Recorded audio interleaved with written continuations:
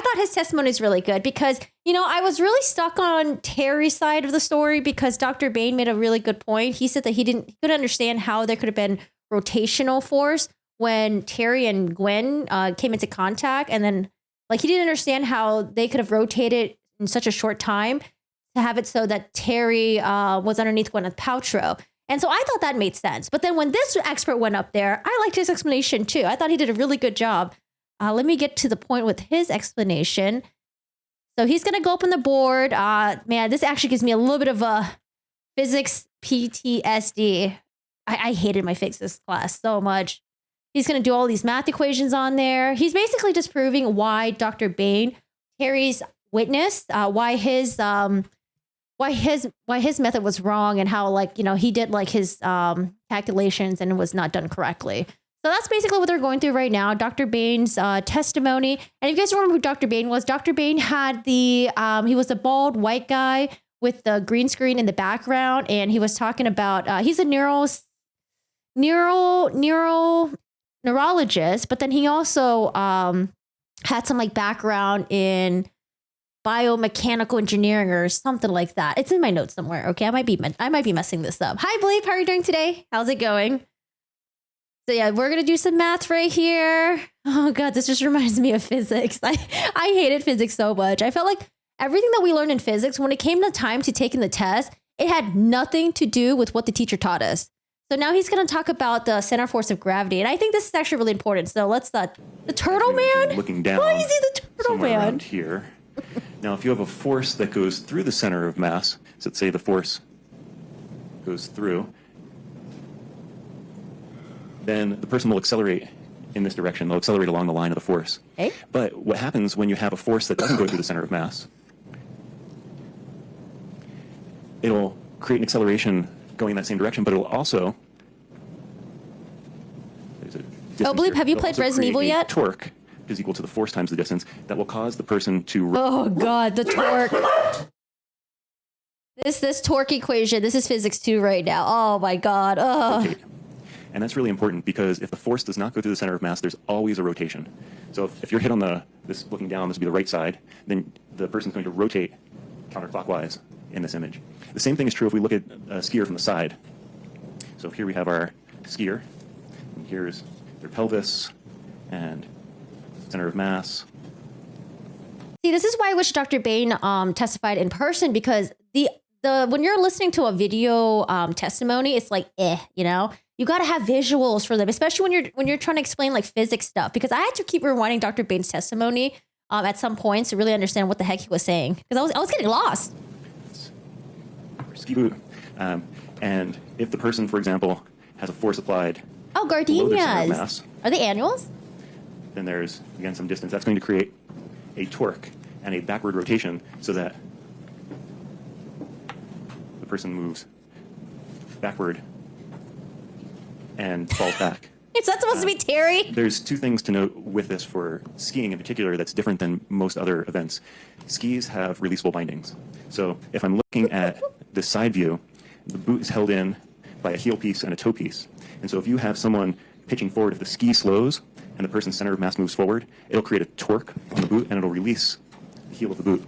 We twerking. And for someone of Miss Paltrow size, that could be anywhere from, it's approximately 143 foot-pounds, so 143 pounds acting over a foot. Okay, so are they saying that Gwyneth Paltrow is 143 pounds? I think Terry's like 5'5" now, but Terry said that he was 5'8" and he weighed 170, 180, but he weighs 160 now.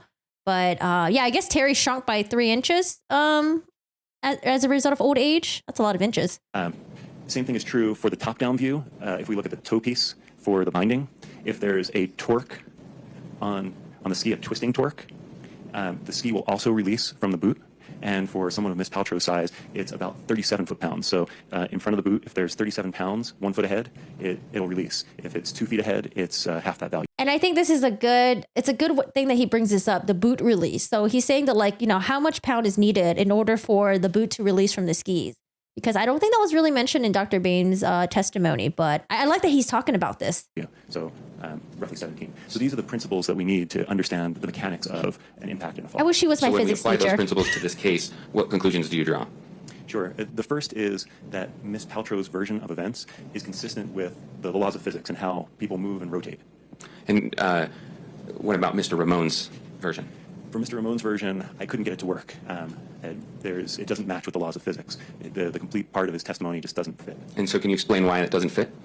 Sure. So Mr. Ramon's version, maybe I should sit down. Oh, sure. Yeah, go ahead. No, keep staying up there and sing karaoke. So in Mr. Ramon's version, he says that he sees Miss Paltrow contact Mr. Sanderson squarely in the back. And he says that it's in the middle. It couldn't be any more in the middle than if she tried. And then also that she rode him down. I think the quote was something like, in his deposition, he says, like she couldn't have been on his back any more than if he had strapped her to his back, something like that. So as they're going down in Mr. Ramon's version, Mr. Sanderson goes spread eagle, arms out, legs out. And the key for me is that Mr. Ramon. And Ramon's version, it keeps changing. He's like, spread. Okay, he keeps saying that like the arms was spread out like this, and then no, they're actually by the side. No, they were spread out like this. No, they were by his side. So Mr. Ramon changes a lot. And I don't know what I was not getting about Ramon's testimony, but I felt like he kept changing the story about that. I don't think he was saying it because he was lying, but I think it was just because I don't know if he was just really nervous on the stand. Ramon says that the inside edges of those skis that are going into this V catch, and Mr. Sanderson stops on a dime. And if that were the case, then Miss Paltrow would keep moving. And well, maybe I should draw. Sure, go ahead if it will. Yeah, I think so.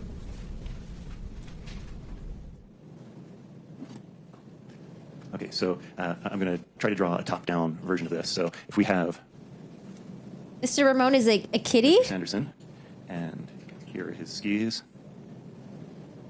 Again, I think this is a good illustration. And then I'm going to use a different color for Miss Paltrow. How about blue?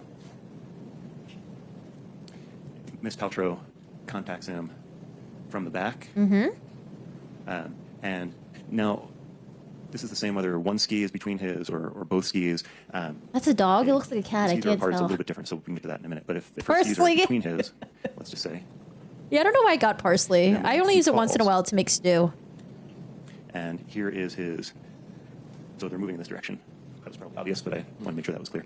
So now we're still looking down. Okay, sorry, I talked through that. I'm gonna I'm sorry. A little bit different, so we can get to that in a minute. But if her skis are between his, let's just say, then when he falls,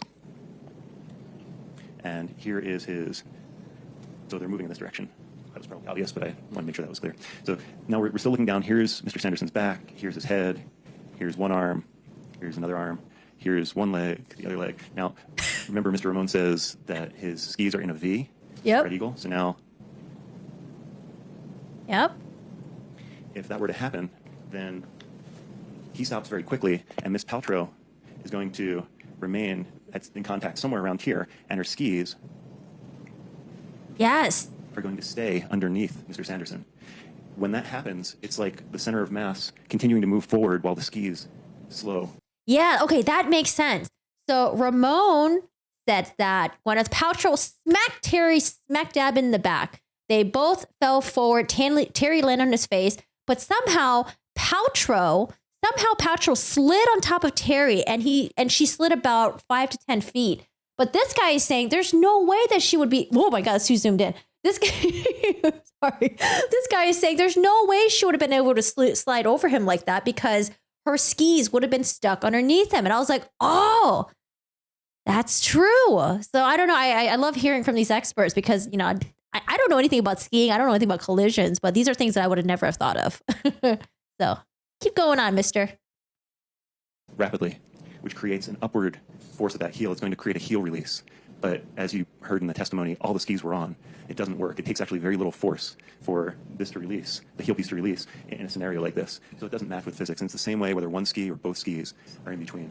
Okay, so how do you know this, especially about the bindings releasing?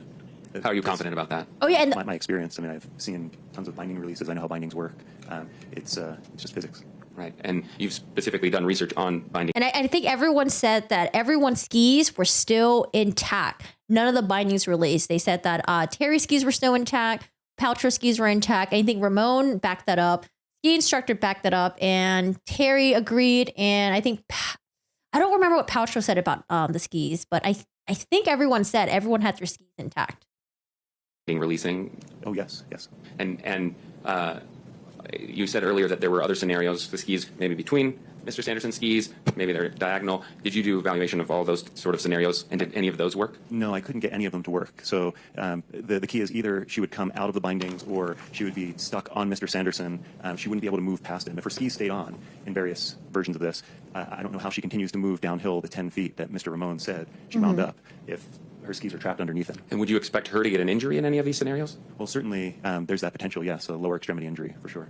If, for example, her legs get stuck in one of the scenarios you mentioned. Right. So, for example, if her ski is rotated out to the side going in that V with one of his skis, the other, whether it's on the outside or the inside, can't wind up. So if her ski is on the outside, his ski is going to push her ski out. If this is her ski, as he's falling and moving into that V configuration, it's going to go from this position to here, and it's going to push her ski outward, which I would expect would create a toe release, a twisting release of the bindings, because it actually takes about 18 pounds of force, between 15 and 20, depending on how her bindings would be set. So very little force to release that toe piece. But even if it didn't release, then her ski winds up getting trapped by his, and she can't move forward. So, and in many of these scenarios, her leg would get twisted in a really odd way that would likely create injuries. Okay, great. I think you can sit down again. And now what I'd like to do is ask you about whether you were involved in creating any animations that would help the jury understand your opinions in this case.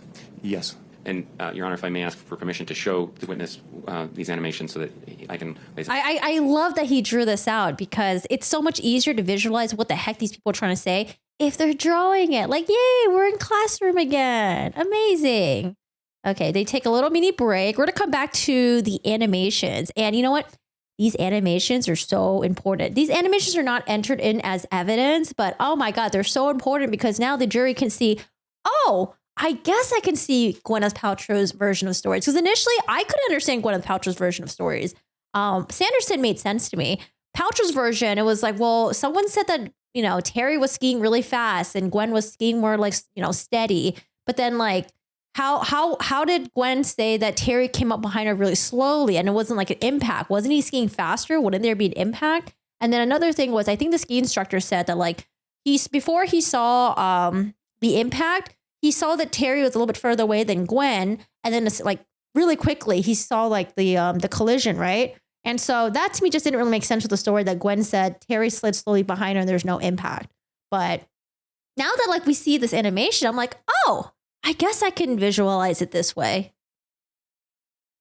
Remember I had the force that was offset from the center of mass. That's going to create a rightward motion for her, but also... I wasn't aware Sanderson made sense to anyone. He made sense to me when I went back and listened to Dr. Bame's testimony again, though. When Dr. Bame said Terry was hit by Gwyneth Paltrow, she landed on top of him, he broke his ribs, and then she slid away like what Ramon says. And I was like, oh yeah, I can see that. With the Gwyneth story, I was like, when she explained the first time, I was like, yeah, I guess I can see that. But then when I heard more testimonies, I was like, okay, never mind. I don't think I can't envision her version of events, but now I can. And these animations are great. Create some initial rotation. Now, in this portion, there's a number of possibilities. She could be adding weight to her right ski because of the contact from Mr. Sanderson. When you ski, if you're in, let's just take a... Sorry, I completely talked. So this is the animation right here. And I think they did a really good job. Between hers. There we go. She felt a contact directly in the back, along her back. It sounded like her buttocks as well. The person was grunting, pressing against her, but they were on their skis for a period of time. If in the situation he's also moving to skier's right, which is in the left in this image, that will create, remember I had the force that was offset from the center of mass. That's going to create a rightward motion for her, but also create some initial rotation. Now, in this portion, there's a number of possibilities. She could be adding weight to her right ski because of the contact from Mr. Sanderson. When you ski, if you're in, let's just take a snowplow or what my kids call pizza position. If you weight the right ski, you turn left. So if she weights the right ski here more because of the contact, she's going to turn counterclockwise. The contact from Mr. Sanderson, if it's more to the right, will turn her counterclockwise. So as they're moving to the right here, there would be some counterclockwise rotation. And here, her ski can catch, or she could pitch to the side, or they could both pitch to the side. They could both lose balance. We're not sure what happens, but as they're rotating, they're continuing to fall. And Miss Paltrow's version has them spooning essentially as they're coming down together, which would make sense if their legs got caught up. If he was contacting her below her center of mass, where his right leg was contacting her right leg, her thigh in that area. Also consistent with Miss Paltrow saying that her right knee was splayed open at the end, and she felt right knee discomfort. That all could happen there.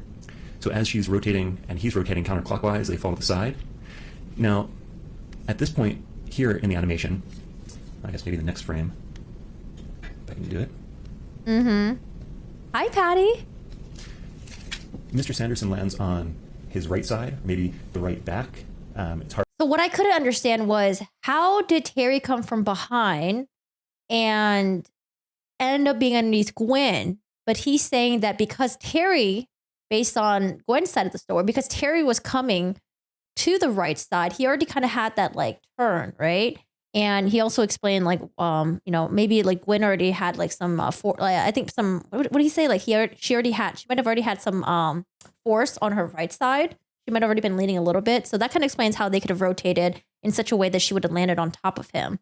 So I can see in Dr. Bame's story, he's going by Terry's version, I think, where Terry said that like, I was skiing parallel and she came from behind me and then I fell. Because he was saying that like, I don't understand how there could be a rotational, how could there have been like a rotational, like turn? So that sounds redundant. How there could have been rotation if Terry was skiing forward. But I mean, now he's explaining his side. I'm like, oh, okay, I kind of get it. Hard to say. If he lands on his right side, kind of like Dr. Bame said, he needs to land on the elbow. That can happen. That can create lateral rib fractures. Don't worry, Keldon, I will. His arm could be out. He can land on the side and create lateral rib fractures. He could land on his side and a little bit towards the back. And Miss Paltrow could land on him. She could be fully on him, maybe with her buttocks or her back or some portion of her mass compresses his chest front to back, and that can create his rib fractures. There's a lot of different ways this could happen. I can't tell which one of those is right, but all of those are consistent with her version of the events. As they hit the snow, they would continue to move forward until friction slows them down. And it's also important to note, we haven't talked about the head injury, but hitting the back of the head or the side of the head, he could have his head turned. All of those are possibilities for him to contact his head on the snow. So that's not inconsistent as well. Yeah. Would it be helpful to show it in real time? You've been doing it kind of. And then also I was saying that like, if Terry was underneath Paltrow, well, wouldn't he have injured his back? And wouldn't he have like broken the ribs on his back? But he was saying that like, if Terry landed on his elbow, that it's possible for the ribs to break in a way that, it broke for Terry. Slow motion, which has also been very helpful. Oh, they got to be big? Maybe start from expensive. the beginning and just play it. Objection lacks foundation for trajectory, speed, and direction. Overruled. It's demonstrative of this witness's testimony only. All right, thank you. Yes, play the animation. Okay, Sorry, yeah, go ahead, Dr. This is from the beginning. And if there's anything you want to comment on as it happens, feel free. Sorry, it cuts off right here. So Sanderson is blue, Paltrow is black. Christensen, Oaks, Apple. Who's orange and green? I can't see. Ramon. Who else was there? Moses. Oh, Moses. Moses is orange. Apple is the daughter. Oaks, Christensen. And who's green? I don't know who green is. Oh, I think green was the female that was next to Terry. And I think he said that she looked like she was like, he didn't want to crash into her because it looked like she didn't know what she was doing or something like that. I think that's what green is. Right. Boom. I think that accurately reflects the version Good visual. Miss Paltrow testified to that matches the laws of physics and biomechanics as I understand them. And would it be helpful to show, there's one other animation that has a little zoom in from the other angle. Would that also be helpful? I think, yeah, it can't hurt. Let's show that then. Permission to approach, Your Honor, for that. Oh, yeah. He's a paid witness. He's a paid expert This would be from Paltrow's side. number 4. It's called Zoomed Inside. So he's here to show how Ms. Paltrow's side would make sense, but Ramon's version of events doesn't make sense. I know, right? These illustrations. Number 5. Oh, sorry. No, David. Thanks. Okay. Wait just a second. Dr. Schur, maybe since we've already gone through the slow motion, let's just play this one from the start, and then you can add anything that you can provide to the jury from this angle. Sure. Here, let's play first, and then there we go. I'll wait until the contact point. So it's coming up. Here we go. Boom. There's contact, fall, to the Fall? right. This one doesn't show the road. Okay, so what I want to know is this right here, you see this cabin? That's a private home. There's a private home on the ski slopes. would you not have cameras? I feel like, come on, contact the owners of this property. They must have outdoor cameras.